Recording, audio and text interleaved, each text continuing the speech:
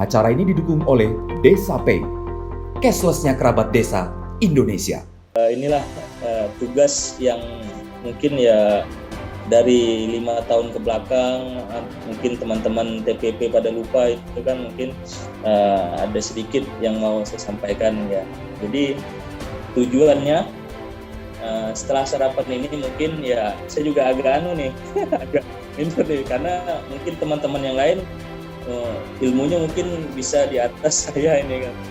Jadi sedikit aja ini rangkuman dari saya. Jadi setelah sarapan ini teman-teman buat TPP seluruh Indonesia bisa dapat menjelaskan dan mempraktekkan peran-peran pendamping desa dalam asistensi, advokasi, pengorganisasian, fasilitasi, dan mediasi di pemerintahan desa itu.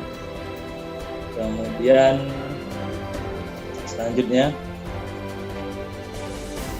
jadi saya juga sebelumnya mengucapkan terima kasih Pak D kepada tim TAPM Kabupaten Kuburaya tanpa terkecuali, maupun yang sudah relokasi ataupun yang masih berada di Kuburaya. Saya mengucapkan terima kasih atas support yang selama ini telah disampaikan, seperti Pak Wiryo, Bang Junaidi, kemudian TAPM yang yang saat ini masih menjabat di sini. Jadi kita kembali lagi ke peran utamanya ini, Gus. Jadi flashbacknya itu kita tuh sebagai tenaga pendamping profesional itu merupakan sebagai fasilitator juga. Jadi kenapa sebagai fasilitator? Jadi kita tenaga pendamping itu harus membantu suatu masyarakat untuk menuju dalam proses kesadaran untuk mencapai keberhasilan itu sendiri. Nah, supaya eksistensi dari kelompok masyarakat itu tetap terjaga, walaupun prosesnya itu dinamis. Karena untuk untuk menuju ke perubahan itu memang perlu dinamisnya. Kemudian juga sebagai mediator. Nah, jadi mediator di sini yaitu membantu para pihak, baik pemerintah desa, masyarakat desa dalam proses perundingan untuk mencari kemungkinan-kemungkinan dalam penyelesaian masalah atau sengketa tanpa menggunakan cara atau memutuskan atau memaksakan sebuah penyelesaian. Jadi di sini peran kita sebagai mediator supaya tidak terjadi suatu miskomunikasi lah ataupun gejolak-gejolak. Ya, kita tahu kalau di politik desa itu kan agak memanas kalau misalkan ada sedikit aja terbuka informasi yang tidak disampaikan oleh pihak pemerintah desa, itu udah ributnya kemana-mana, bahkan sampai ke kabupaten, bahkan sampai provinsi. Kemudian juga kita TPP ini juga harus sebagai pembimbing. Ya, pembimbing di sini saya rangkum itu membantu juga dalam memutuskan atau menetapkan tindakan. Kemudian juga harus memberikan banyak informasi kepada masyarakat agar masyarakat itu memiliki pengetahuan yang memadai untuk dapat memilih atau menetapkan suatu tindakan yang dapat menyelesaikan masalah mereka itu. Kemudian ini agak sedikit sebagai advokat. Kenapa saya bilang sebagai advokat? Yaitu ya dapat membantu juga di dalam sebuah lingkungan masyarakat di desa untuk mempengaruhi keputusan suatu kebijakan hukum atau yang membela kepentingan masyarakat itu sendiri. Kemudian, ini di sini peran kami juga sebagai pelatih. Juga kami TPP juga harus mampu menjadi pelatih bagi kelompok masyarakat sebagai upaya untuk meningkatkan pengetahuan dan keterampilan serta agar di dalam masyarakat itu berubah sikapnya dari yang biasa aja menjadi yang agak lebih baik ataupun bisa jadi yang lebih baik lagi. Kemudian ini lagi enabler, yaitu fungsi utamanya adalah untuk mendorong masyarakat supaya mengenali masalah atau kebutuhannya, berikut juga dengan potensinya. Karena dalam masyarakat di desa itu pasti banyak permasalahannya. Dengan memanfaatkan permasalahan itulah kita dapat menemukan potensi yang bisa kita jadikan sebagai jalan keluar di dalam suatu lingkungan masyarakat itu. Kemudian yang terakhir ini juga ini TPP ya bisa juga di peran utamanya sebagai konsultan. Jadi teman-teman TPP itu harus mampu menjadikan dirinya tempat bertanya dan memberikan alternatif pemecahan masalah dengan tetap ada di tangan kelompok masyarakat itu sendiri. Kemudian, ini sedikit agak masuk ke dalam lagi. Ini di dalam unsur, ada 5 unsur dalam pembangunan di pemerintahan kita pada saat ini, yaitu ini memang agak, kata orang desanya katanya itu pentahelik, KD. Jadi pentahelik itu di dalamnya ada 5 unsur. Pertama pemerintah, akademisi, pelaku usaha, komunitas, dan media. Nah, disinilah peran kita sebagai tenaga pendamping dapat menyatupadukan 5 unsur ini ke dalam suatu pembangunan yang ada di desa. Supaya apa ini ya? Supaya ini kita dapat mengembangkan potensi desa dan kawasan perdesaan itu untuk supaya sinergi.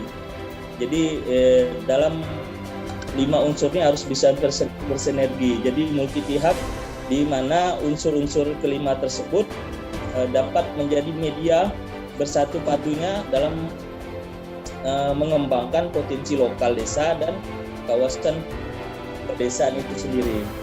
Karena kita tahu potensi lokal desa dan kawasan pedesaan itu, ya kita harus tetap mengedepankan kearifan lokal dan bersumber daya lokal. Kemudian adapun juga ini yang harus yang harus teman-teman, termasuk saya sendiri ya Gus ya, saya juga harus memberikan harus bisa mampu meningkatkan soft skill saya, karena itu sangat penting sekali bagi saya dan mungkin ya para teman-teman TPP untuk supaya kita ini bisa mumpuni dan juga bisa bersaing lah di dunia kerja. Karena nilai akademik dan hard skill juga memang tidak cukup untuk dalam suatu di dalam dunia kerja. Pertama itu soft skill-nya mungkin kita tahu lah ya, teman-teman mungkin bisa berpikir kritis, kemudian komunikasi harus lancar, bisa dapat mengakses, menganalisis, serta mensintesis dalam suatu informasi. Kemudian rasa ingin tahunya harus lebih besar, serta kreatif dan inovatif. Nah ini juga jiwa kepemimpinan juga harus ada di dalam tenaga pendamping profesional. Nah, kemudian mudah beradaptasi pada lingkungan kerja ataupun lingkungan baru, bisa dapat bekerja sama dan berkolaborasi antar pihak, baik itu pemerintah daerah ataupun pemerintah provinsi. Kemudian public speaking ini Gus, kadang ya juga teman-teman saya juga termasuk yang agak public speakingnya masih belum masih belum dapat ditingkatkan karena ya mungkin belum banyak berlatih juga. Kemudian manajemen waktu juga dan networking juga harus teman-teman TPP itu harus ya ditingkatkan lah. Ini soft skill yang harus teman-teman ya termasuk saya juga yang harus saya tingkatkan. Kemudian juga ini hard skill-nya juga karena untuk suatu kemampuan yang bisa dipelajari serta ditingkatkan itu melalui latihan, pengulangan, dan pendidikan. Jadi kalau di sini hard skill-nya saya ngambil seperti copywriting dan untuk meningkatkan literasi digital saya, itulah hard skill yang yang saya harus tingkatkan. Kemudian kemampuan yang ketiga yang harus ditingkatkan oleh teman-teman yaitu tentang peka terhadap isu-isu strategis yang ada di kabupaten teman-teman yang dampingi ataupun di desa-desa teman dampingi. Mungkin ya bisa lingkungan, tentang perekonomian dan lain-lain, masih banyak Gus. Ini kayak juga seperti peka terhadap lingkungan strategis ini seperti yang pernah saya lakukan, karena di Kalimantan Barat kan juga dulu tahun 2019 akhir sampai 2020 itu pernah terjadi banjir Gus. Itu bisa dikatakan 13 kabupaten kota yang ada di Kalbar itu rata-rata terjadi banjir, dan juga saya ini juga menyampaikan duka cita bahwa ini teman-teman kita yang ada di daerah Kapuas Hulu sama di Kalteng kan juga sedang mengalami musibah kebanjiran ini Gus.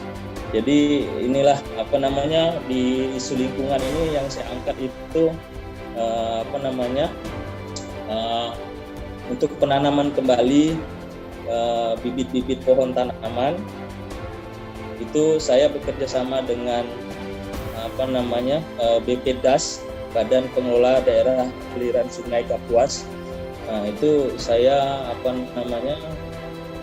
minta kepada dinas tersebut untuk mengadakan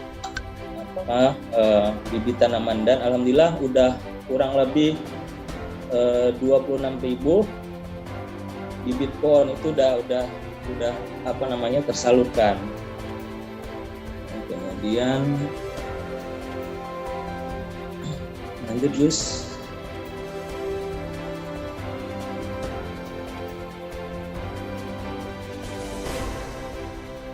Nah ini juga selanjutnya,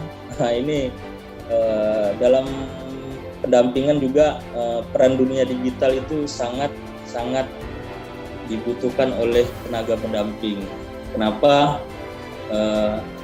Mengingat wilayah administratif di Indonesia terutama kan berpulau, jaraknya jauh, belum lagi kondisi jalannya yang hancur begitu kan. Ya peran dunia digital itu sangat penting sekali juga untuk kemajuan masyarakat. Jadi di desa juga itu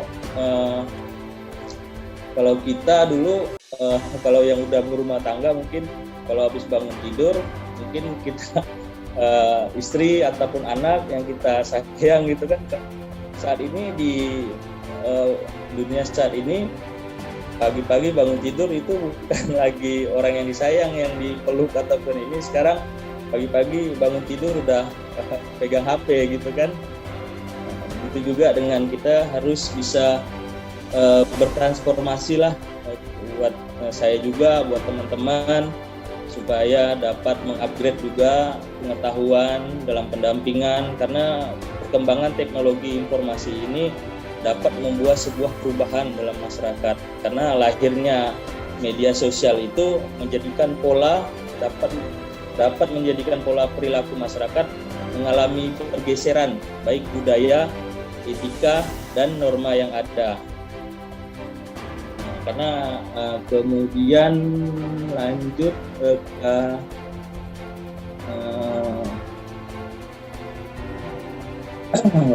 yang udah pernah saya lakukan dan teman-teman Kabupaten Kuburaya TPP-nya lakukan, yaitu pertama ini pemberdayaan dalam pemberdayaan pemuda dalam bidang citizen jurnalisme dan website blog. Itu saya bersama teman-teman kami di Kuburaya dan juga teman dari salah satu harian surat kabar di Kalbar, itu melakukan suatu pelatihan. Itu 9 kecamatan yang ada di Kabupaten Kuburaya itu pemuda-pemudanya melakukan suatu semacam kursus yang dibimbing langsung sama wartawan senior dari salah satu harian tersebut. Kemudian ini peran TA ini yang kedua, kegiatan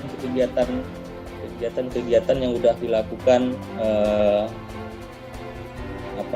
tim TPP di Kuburaya, yaitu kursus teknik sipil Gus untuk masyarakat perdesaan di Kabupaten Kuburaya. Kemungkinan kalau Pak Wiryo dan Bang Urai sudah masuk, mungkin bisa menjelaskan lebih dalam kegiatan khusus teknik sipilnya. Ini mungkin kalau misal sudah ada ya Bang. Termasuk Pak Wiryo. Nah, kemudian yang ketiga itu workshop FGD antara pemerintah desa, pelaku pendampingan desa, dan jaringan CSO. Ini saya bekerja sama dengan Jari Borneo itu dalam rangka kemarin kalau nggak salah itu dalam rangka keterbukaan informasi kalau nggak salah. Kemudian sama potensi desa. Kemudian ini kami juga tim pendamping desa Kuburaya bersama tim TA melakukan rancangan untuk pelatihan pendamping lokal desa Gus. Ini kami melakukan peningkatan kapasitas bagi teman-teman yang ada di pendamping lokal desa. Kemudian ini juga saya sudah melakukan keterlibatan perempuan dan upaya dalam perubahan sosial. Itu saya bekerja sama dengan pihak PEKA, yaitu dari Akademi Paradikta itu ke perempuan kepala keluarga. Itu sudah juga pernah saya lakukan bersama Kak Magdalena kalau nggak salah itu namanya.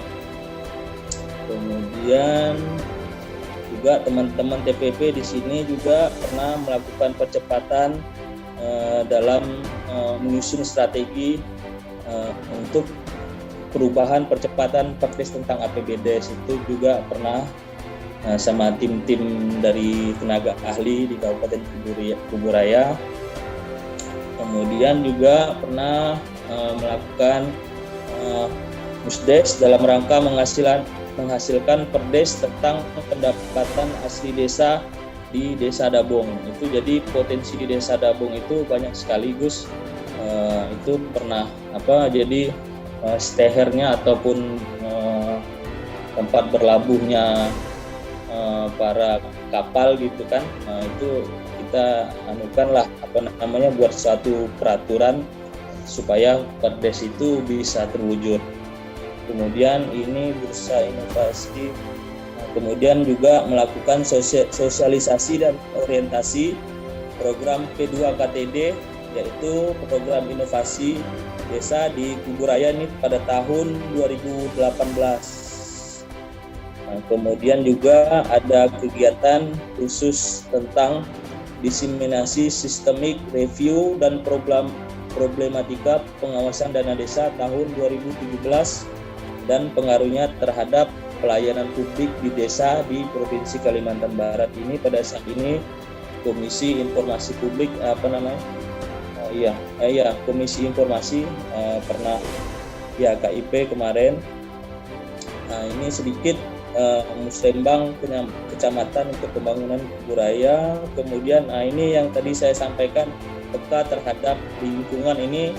Jadi saya melakukan penyerahan bantuan bibit tanaman kepada masyarakat Kabupaten Kuburaya itu yang sudah saya salurkan kurang lebih 26.000, dan itu juga kemudian direspon dengan kegiatan Bupati, baik Bupati maupun Wakil Bupati Kuburaya untuk menggerakkan pemanfaatan lahan kosong supaya ditanam dengan bibit-bibit tanaman, supaya karena dulu kami di Kuburaya, khususnya di Kalimantan Barat ini sering terjadi kebakaran hutan dan lahan Jadi karena itu kebakaran hutan lahan dan itu ternyata penyebabnya satu, lahannya itu tidak pernah digunakan. Makanya dari itu saya berpikir supaya bagaimana lahan ini supaya tidak terbakar ya, ada teman-teman dari kecamatan lain juga termasuk salah satu tim pendamping lokal desa juga, kita di sana adalah kita tanam dengan tanaman yang produktif supaya lahan ini juga tidak terjadi kebakaran terus setiap tahunnya. Kemudian banjir juga, ini saya melakukan penulisan artikel pribadi. Jadi judulnya itu banjir antara berkah atau bencana serta penanganannya yang berdampak terhadap kelestarian lingkungan hidup yang berkelanjutan dan peningkatan perekonomian masyarakat.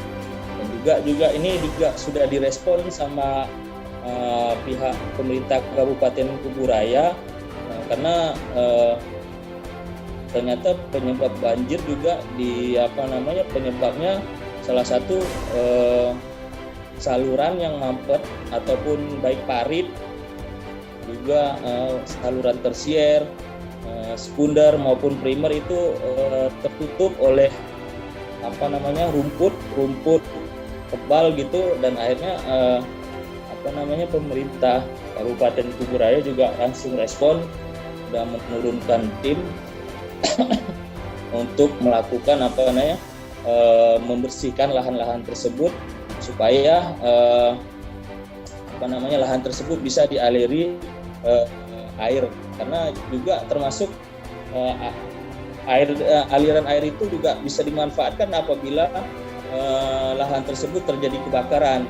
Jadi makanya kemarin pada saat terjadi kebakaran hutan dan lahan kemarin, air pada saat di sini agak susah dicari. Mungkin itu salah satu penyebabnya.